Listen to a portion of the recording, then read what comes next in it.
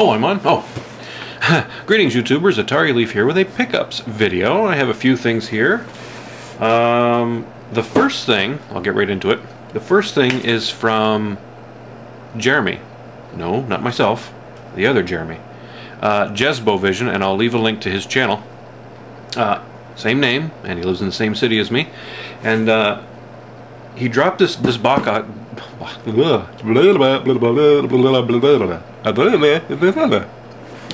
He dropped this box off at my wife's work. My wife got into our van and she handed me this box and like, whoa, video game stuff. And she said it's from Jeremy. And it was apparently Ractum. I can't talk today. I just can't do it. It was Random Act of Kindness Day. So this was stuff apparently he found in a thrift store, and he thought he knows Jeremy knew who could use this, which was Jeremy, which was me.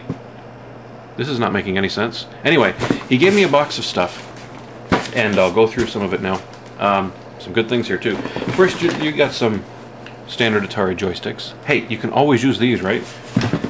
This one in particular, I believe, is a flashback joystick because of the Fuji symbol on there. I think that's, but you can still use these on a 2600. What else we got in here? A Gemini controller for the Coleco branded Gemini. But the coolest thing, first, and another one of these. This is for the color computer. This is for the cassette plug. See, this is what I mean. I can't speak, I can't think. But the coolest thing in here, again, is Coco related. I got about 6 or 7 or 8 of these little Coco joysticks. This one says TDP Electronics. Normally they say Tandy or Radio Shack on them, but this one says TDP Electronics. Maybe Marlon Lee knows a little more about that. I've never seen that before. And yeah, there's a bunch of them in here. This one says Radio Shack.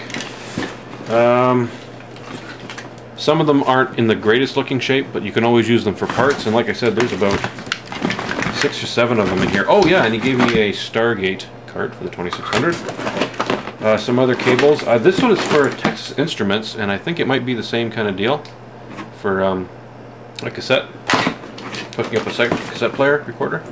So yeah, a box of goodies from Jeremy. Oh, and there was a pair of speakers too for a computer, which I have downstairs on our other computer. So thank you, Jeremy, and I'll leave a link to his channel. Now, other pickups. Value Village about a week ago or so, I had actually picked up a Flashback 2, an Atari Flashback 2. Turns out it didn't work. Now, when you return something to Value Village, you get store credit only, and if you bring it in that day, you have to use that credit that day. So I ended up having to use it on things I probably wouldn't have gotten otherwise.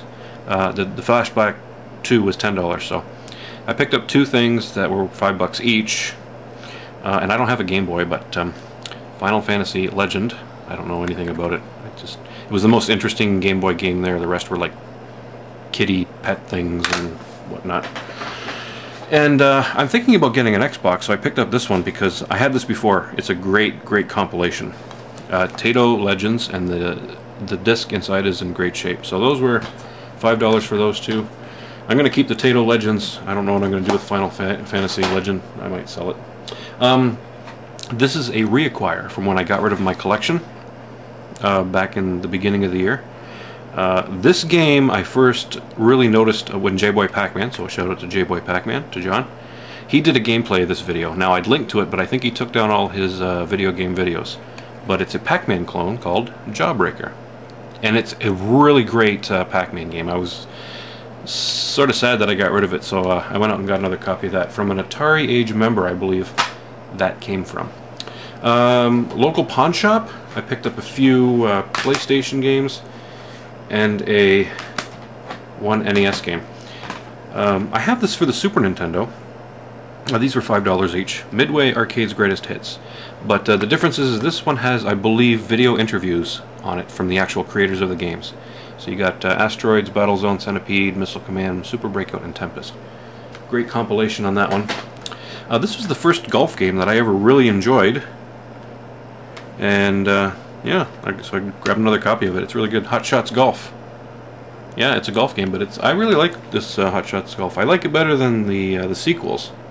This is the original. Very good. And I already have a copy of this. It's kind of a rarish game, I guess. But this one's in a little better shape. The disc looks brand new on this one. It's Loadrunner, and it has Loadrunner: The Legend Returns and Loadrunner Extra. And I think I picked up the original copy from the barn. But yeah, great. That's an awesome game. I've always wanted to do a review of that one. I just haven't gotten around to it. And the one NES game was $3, and I picked it up just because I'd never heard of it before, and because the new movie's coming out. It's Muppet Adventure. It's not very good. I think it's basically like 4 mini games. Yeah. Okay, now I ordered 4 NES games from Atari2600.com, and they also sell Nintendo games. And I picked up 4. Now, 3 of them. Well, I'll mention this one first. First, I got Life Force, because I've been really getting back into shooters again, and this is one of the better ones for the original Nintendo. Awesome game. Now these next 3 are pinball games, so the shoutout is going to Crow. Everybody knows Crow. He's been doing a lot of gameplay, Crow plays of pinball games, and I had these games, all 3 of these before, but and when I got rid of my purge, I did my purge. Voice isn't working again. Got rid of these games. And I thought, you know what? I really like pinball. I'm going to get these back. So this is thanks to Crow, and I'll link to each one of the Crow Plays videos for each of these. High Speed. Great one. Pinbot. And Rollerball by Hell of America. Surprisingly, not a bad game. I think I reviewed this, actually, when I originally had it. So, yeah. Thank you, Crow. You got me to spend some money. Finally. I think this is the last thing, yes. And this shoutout is going to Star Soldier 1. Now, I've mentioned before, and if you watch my videos about TurboGrafx 16, my favorite TurboGrafx 16 game is Blazing Lasers. And it has a special place in my heart because it's the first game I beat, and it's a great shooter. Now, this game here for the Super Nintendo isn't actually a sequel to Blazing Lasers, but it's kind of, one website described it as a spiritual successor. And if you ever play this game, you can definitely see a Blazing Lasers kind of vibe to it. And this one was kind of hard to find too. It's a little rare too. Space Megaforce, and with a name like that, you know it's got to be good. It has a Japanese name, Alesti, something like that. But yeah, Space Megaforce, awesome. This is a great game, and one I'd never heard of before. So yeah, I'm really glad to add this one to the collection. Great shooter. If you don't have it and you have a Super Nintendo and you love shooters, I really recommend Space Megaforce. And thank you, Star Soldier 1. I'll link to his site too, his video, a gameplay of this too. So that's it for the pickups, everybody. Thanks to all the people that I've shouted out. Jezbo Vision, Crow, J-Boy Pac-Man, Star Soldier 1. I hope I didn't leave anybody out. But thanks for putting up with me in my fatigue-induced video for today. This is Atari Leaf. Thanks for watching, and have a great day.